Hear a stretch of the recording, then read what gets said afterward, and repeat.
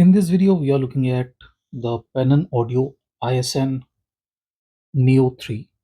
Neo 3 has three drivers.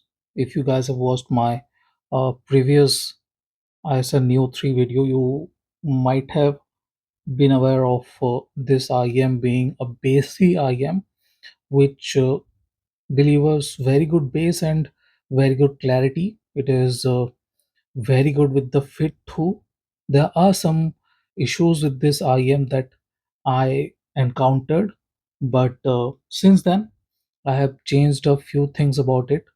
I have changed the tips and the cable of the ISN Neo 3, and it is performing very well, very well. And in this video, I'm going to tell you the differences it has made with the change of tips and cable. This is priced at $200 and houses two dynamic drivers. You guys can see two dynamic drivers and one planar. All of these are near the 6 mm driver size. The planar is 5.8 mm while the dynamic drivers are 6 mm.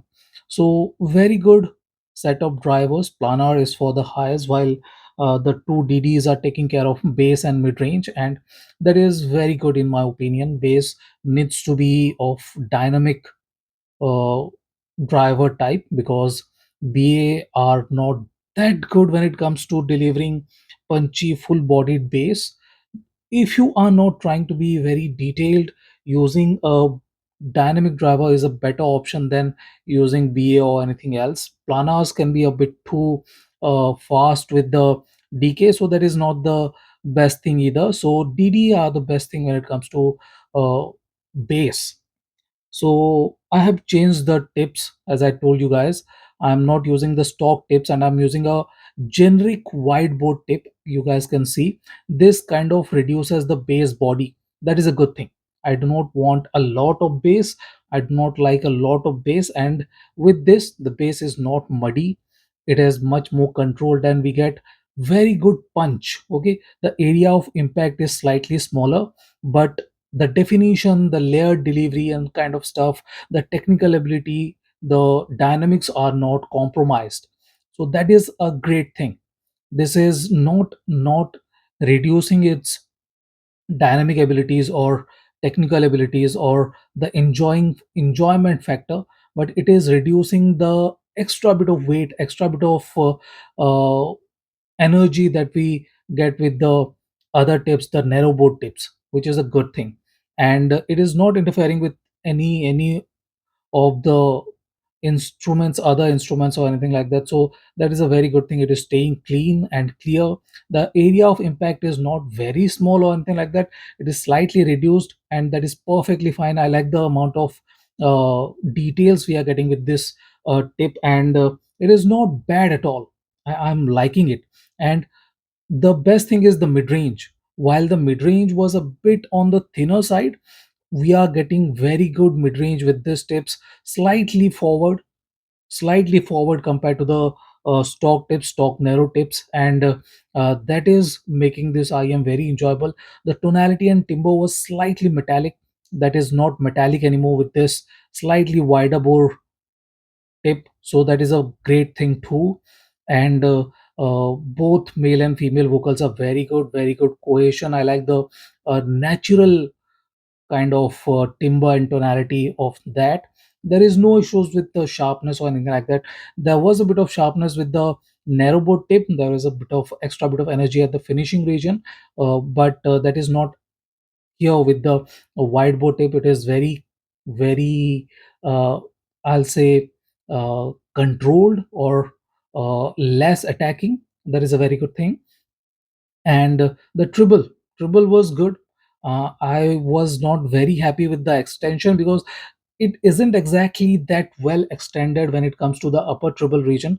There is good amount of energy, good amount of details, good amount of clarity with the lower and mid treble region, but this one with this tips it kind of feels like a bit more well extended. Okay, I'll not say the extension has improved hugely, but the extension has been a bit more extended, so that is a good thing. And I like the amount of transparency this one is giving.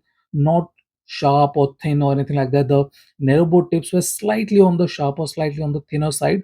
So that is a very good thing. And the stage 2 was tall, slightly not wide, but this one is nicely tall, nicely wide, and I'm liking these tips. If you guys have e-pro horn or anything like wider bore, you guys can see the bore is around 5.5 6 mm. So if you have some wide bore tips and you have the ISN Neo 3, you definitely should try this tip with the ISN Neo 3. It helps it a lot. It reduces the bass, but the mid range and treble are a lot more, uh, I'll say, balanced or controlled. There is very good amount of improvement with this kind of tip. So this is generic tip. I'm not using anything special or anything, and I will not say use anything very expensive or anything like that. So there is that. So another thing that I didn't like and still do not like about this IM is this cable. This cable, there is a single advantage with this cable: there is no cable guide, and that is what make this cable a bit more comfortable. I like the way this cable is on the suppler side. There is barely any memory issues, but the sound quality of this cable is not exactly good. You should use a, a replacement cable from file or anything uh, in the 20-25 to maximum $50 range. Give it a copper cable and it will deliver much better balance. Clarity will be good too, and the extra bit of smoothness is very good with the ISN Neo 3. It kind of enjoys the extra bit of smoothness. Okay, and the bass, mid bass will be improved.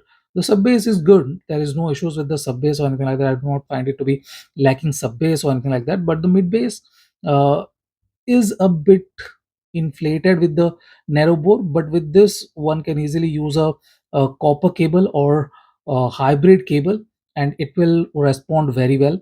I like what this IM can do with a bit more improvement. I have been using a hybrid or SPC cable with this, so this one is doing very good. I do not have any complaints with this IM. Very good clarity, very good stuff. There is no wailing or anything like that. But if you want very good treble extension, you might have to look for something else. But it is very good if you are not trying to look for that kind of thing. So this is my standalone review of Canon, or you can say ISN Audio Neo 3. I've been using the DD Hi-Fi TC44 Pro for this review, and I'm liking it a lot. Very good clarity and very good power.